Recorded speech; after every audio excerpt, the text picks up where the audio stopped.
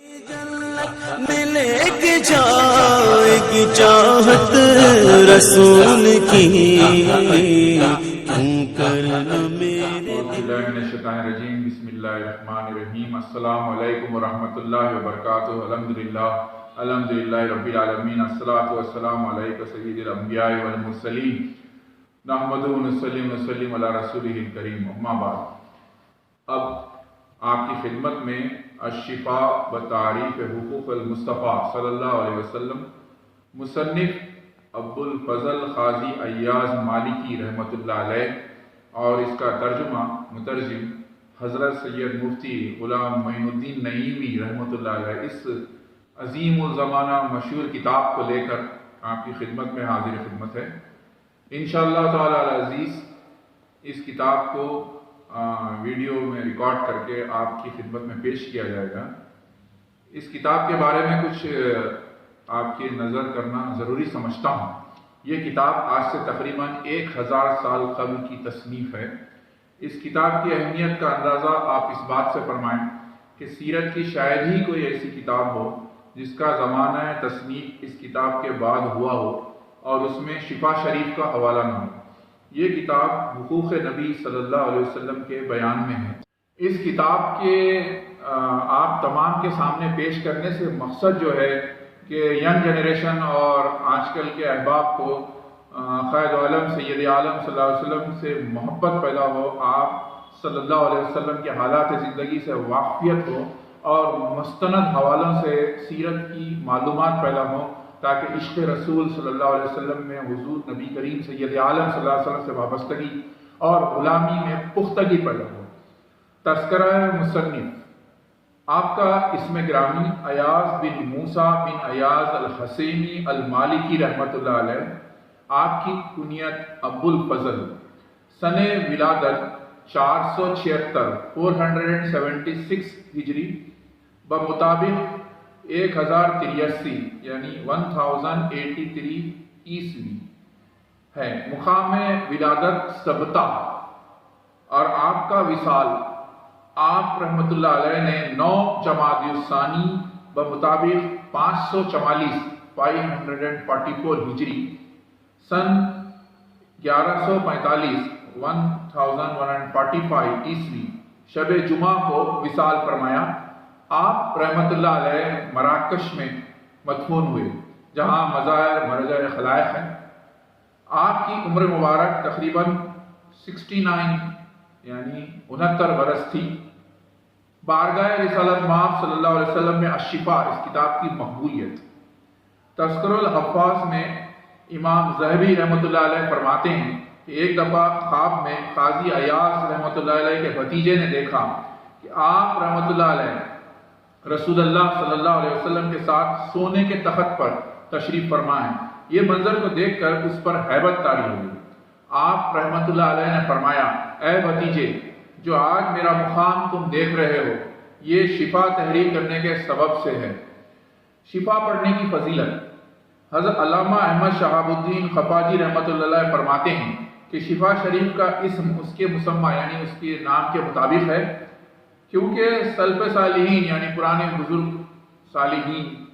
فرماتے ہیں کہ اس کا پڑھنا بیماریوں سے شفا اور مشکلات کے حل کے لیے بہترین اور مجرب عمل ہے، اور نبی کریم صلی اللہ علیہ وسلم کی برکت سے ڈوبنے، جلنے اور طاعون کی بیماریوں اور جادو سے نجات ملتی ہے۔ تو شفا شریف کے اس مبارک کتاب کے درس کو اب ہم شروع کرتے ہیں، اور شروع کرنے سے پہلے آپ کی خدمت میں شفا شریف کے مصنف کا لکھا ہوا مقدمہ کتاب پیش کرتا ہوں۔ مقدمہ کتاب سے اس کتاب کو شروع کرتا ہوں۔ انشاءاللہ تعالی عزیز بڑی ضخیم بڑی کتاب ہے، کافی قسط بنے گی۔ آپ تمام سے ادباً گزارش اور التجا ہے کہ اس کو دیکھتے رہیے، اس کو شیئر کریے اور سنیے، کچھ وقت نکال کر سنیے آرام سے تاکہ آپ کو یہ معلومات قیمتی معلومات حاصل ہو۔ شروع کرتے ہیں۔ مقدمہ کتاب۔ بسم اللہ الرحمن الرحیم۔ اللہم صلی علی سیدنا محمد وآلہ وسلم۔ فقیہ قاضی امام حافظ ابو الفضل ایاز بن موسیٰ بن الحسینی رحمۃ اللہ علیہ فرماتے ہیں، الحمدللہ منفرد باسم الاسماء المختص بالملك العز الاحمى الذي ليس دونه منتهى ولا راء مرمى الظاهر يقينا لا تخيلا ولا وهما الباطن تقدما لا غدما وسع كل شيء رحمة وعلما وسع على أولياء نعما هما وبعث فيهم رسولا من أنفسهم عربا وعجما واسقاهم مهتدا ومنها ورجعهم أخلا وهلما وأوفراهم علما وفهما وفاهم يقينا وعزما وأشهدهم بهم رافة ورحما زكاة روحا وجسما وعاشوا عيبا ووسما وانا حكمه وحكما فتح بي غينا أميا وقلوبا غلفا وأذانا سما فأمن به أذره ونسره من جعل الله له في مغنم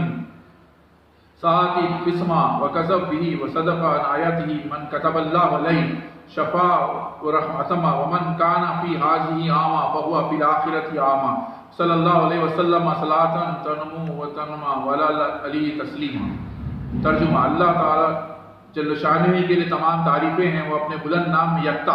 جو بلند نام کے ساتھ مخصوص ہے وہی ہے جس کے سوا اور کوئی منتہا نہیں، اس کے سوا کوئی مطلوب نہیں، وہ حقیقتاً ظاہر ہے، وہمی و خیالی نہیں، وہ باطن ہے، تقدس کے اعتبار سے، معدوم ہونے کے اعتبار سے نہیں، رحمت و علم سے تمام کائنات کا احاطہ کیے ہوئے ہے، اپنے محبوبوں کو نہایت کرم سے اپنی وافر نعمتوں سے نوازتا ہے، اسی لیے انہی میں سے ان کی جانب ایسا بہترین رسول صلی اللہ علیہ وسلم بھیجا جو عرب و عجم میں بے مثل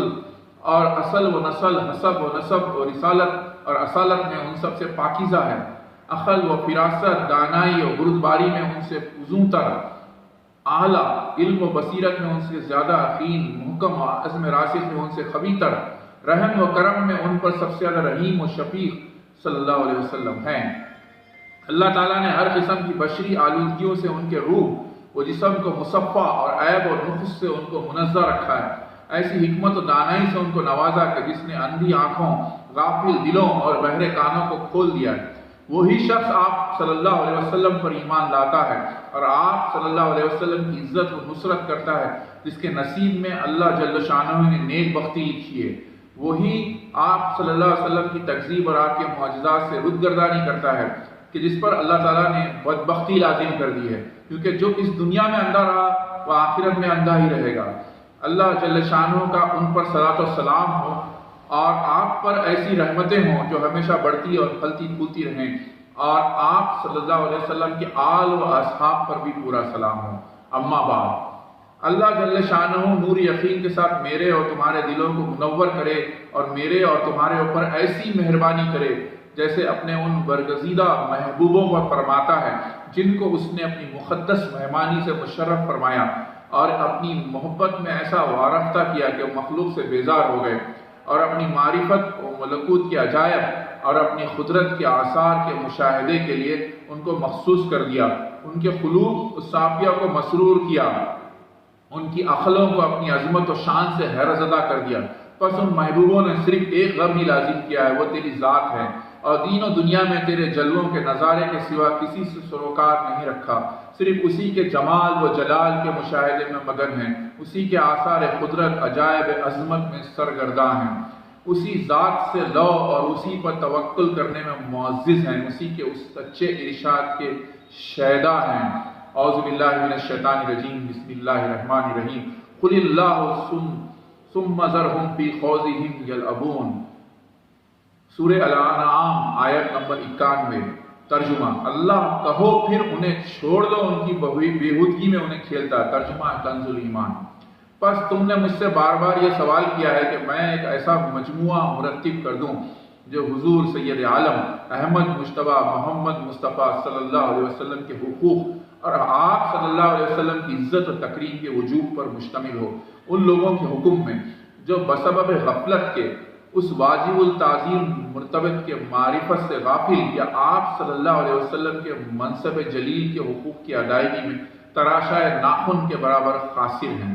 اور یہ کہ اس مجموعے میں اپنے بزرگوں اور اماموں کے اقوال جمع کر کے ان کو صورتوں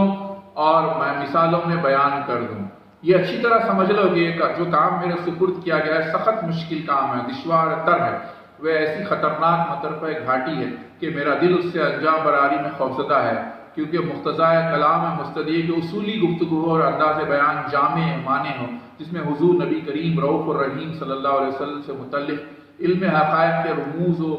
کنایات، اس کے غوامض اور وقائع واضح طریقے پر بیان کیے گئے ہوں، خواہ وہ آپ کی طرف منسوب کرنا جائز ہو یا اس کی نسبت شرعاً ممنوع ہو، واضح کرنا ضروری ہے۔ یہ کہ نبی صلی اللہ علیہ وسلم رسول، رسالت، نبوت، محبت، خلت یعنی دوستی، اس مرتبہ عالیہ کی خصوصیات کیا ہیں اور ان کی معرفت بھی کرا دی جائے۔ یہ وہ دشوار گزار وادی ہے کہ خطاط جیسا پرندہ جو نہایت تیز بین اور سبک رفتار ہے، وہ بھی پرواز سے متعیر ہے، قدم ڈگمگاتے ہیں، عقلیں پراگندہ گمراہ ہوتی ہے، قلم رکتا ہے، نشان علم و دست و درست فکر نظر سے رایاب نہ ہو۔ یہاں وہ مزاج الاقام ہے کہ اگر توفیق و تائید الہی پر اعتماد و بھروسہ نہ ہو تو قدم پھسل جائیں۔ لیکن میں اپنے اور تمہارے لیے اللہ جل شانہ سے بخشش و ثواب کا امیدوار ہوں، کیونکہ یہ مقام مدح ہے حضور صلی اللہ علیہ وسلم اور ان کے رتبہ عالی کے بیان اور خلق عظیم کی تعریف گاہ ہے۔ اس میں حضور صلی اللہ علیہ وسلم کی ان خصوصیات وہ حقوق کا بیان ہے جو اس سے پہلے کسی مخلوق میں جمع نہیں ہے۔ آپ صلی اللہ علیہ وسلم کے حقوق کی معرفت اللہ تعالیٰ کی ایسی اطاعت ہے جو تمام حقوق سے بلند تر ہے، تاکہ اہل کتاب بھی یقین کریں اور ان لوگوں کو میں واضح بیان کر کے کتمان حق نہ کریں جیسا کہ ان سے روز میثاق عہد لیا گیا تھا۔ اسی لیے حضرت ابو ہریرہ رضی اللہ تعالیٰ سے بالاسناد مروی ہے کہ رسول اللہ صلی اللہ علیہ وسلم نے فرمایا کہ جس شخص سے کوئی علمی بات پوچھی گئی اور اس نے اس کو چھپایا تو اللہ جل شانہ قیامت کے دن اس کے منہ میں آگ کی لگام ڈالے گا۔ سنن ابی داؤد جلد 2 صفحہ 124، سنن ترمذی جلد 4 صفحہ 149، سنن ابن ماجہ جلد 1 صفحہ 98۔ پس میں نے ایسے نکات کی جلدی کی جو مطلب و مقصد کے لیے ضروری ہیں، اس لیے بھی تاجیل کی کہ مراد اپنے گھریلو معاملات سے مرد اپنے گھریلو معاملات سے جو اس پر لازم کیے گئے کبھی بھی اپنے دماغ کو فارغ نہیں پاتا، وہ اپنے فرض و نفل سے اکثر غافل رہتا ہے۔ اگر اللہ تعالیٰ انسان کے ساتھ بھلائی کا ارادہ فرما لے تو پھر اس کے تمام شغل اور غم کو ختم کر دیتا ہے۔ کل قیامت کے دن ایسوں کی تعریف کی جائے گی اور ان کو کوئی برائی نہیں پہنچے گی، جبکہ وہاں سوائے جنت کی تر و تازگی یا عذاب دوزخ سے کچھ نہ ہوگا۔ انسان کو لازم ہے کہ اپنے نفس کا بچاؤ کرے، اس کی برائی سے محفوظ رکھے، عمل صالح کر کے اس کے درجے بڑھائے، یہی علم کا کارآمد ہے۔ اللہ ہمارے دلوں کی شکستگی دور کرے، کبیرہ گناہوں کو بخشے، ہماری تمام قد و کاوش کو آخرت میں ہمارا عمدہ توشہ بنائے، ہمارے مشاغل کو ہماری نجات کا ذریعہ بنائے، قرب خاص سے ہم کو نوازے، اپنے رحم کرم کے پردے میں ہمیں ڈھانپ لے، آمین۔ جب میں نے اس مجموعے کو مرتب کرنے کا ارادہ کیا اور اس کے بابوں کی ترتیب دی اور اصولوں کو مقرر کیا اور تفصیلات معین کی تو اس کے حصر و تحصیل کی طرف مشغول ہوا، تو میں نے اس مجموعے کا نام الشفاء بتعریف حقوق المصطفیٰ صلی اللہ علیہ وسلم رکھا۔ اس کو میں نے 4 قسموں پر منحصر کیا ہے۔ اب اس جو میں نے ابھی آپ کے سامنے پیش کیا یہ مقدمہ تھا، مصنف قاضی ایاز مالکی رحمۃ اللہ علیہ نے لکھا۔ انشاءاللہ تعالی عزیز دوسری قسط سے ہم شفا شریف کی ریکارڈنگ سٹارٹ کریں گے۔ پہلی قسط میں کتاب کی جو ہے انٹروڈکشن یعنی اس کا آپ کو معلومات اور مصنف کی مختصر سی معلومات اور ان کا اپنا لکھا ہوا مقدمہ آپ کی خدمت میں پیش کیا گیا ہے۔ یہ 1000 سال پرانی کتاب ہے۔ اللہ سے دعا ہے کہ میری اس کاوش کو، اس فقیر کی اس کاوش کو اللہ تعالیٰ قبول فرمائے۔ اس کلپس کو سیریز میں یہ بھی نہیں کہہ سکتا کہ کتنے کلپ ہوں گے، دیکھتے رہیے، اس کو آگے پھیلائیے اور ثواب دارین کے مستحق بنیے۔ سیرت مصطفیٰ اور آقا دو عالم سید عالم صلی اللہ علیہ وسلم کا ذکر شریف ایک ایسی عظیم سعادت ہے کہ اس کا جتنا بھی